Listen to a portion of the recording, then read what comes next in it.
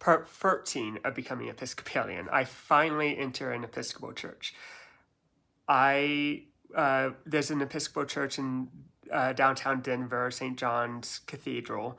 I learned a little bit about Episcopalian before I entered it, and I learned about the tradition itself. I learned that it was an inclusive tradition. I learned about high church, and that being a high church tradition wasn't a Satan demonic thing. In Xenos, we had a lot of ex-Catholics in Xenos, and Catholicism is a high church tradition, and everyone that I talked to in Xenos said how awful that belief is, the high church tradition, the praying the rosary, having the icons, doing the medals, praying to saints, praying with Mary, like all this different stuff. We were told that this was like such a bad thing to enter into and to willingly do, and they were able to use Bible verses to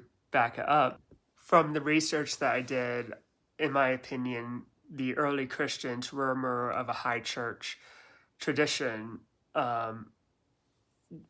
praying with saints, praying the rosaries, having a high view of Mary, the Theotokos, all this stuff.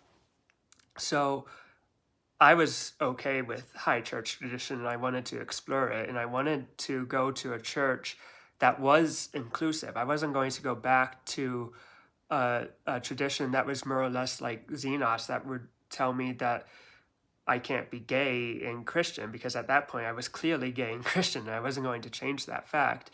And I did look into Catholicism, and I did like it for what it's worth, but I didn't like how not every Catholic church, not every Catholic parish or diocese was open and affirming. You did have like the odd church that was okay with gay people, but I went to one Catholic church also in Denver, downtown Denver, and the pastor there gave a sermon that basically yelled at gay people the entire time, and I just decided I don't want to do that. So I went to the Episcopal church, and it was so beautiful. The architecture was so beautiful.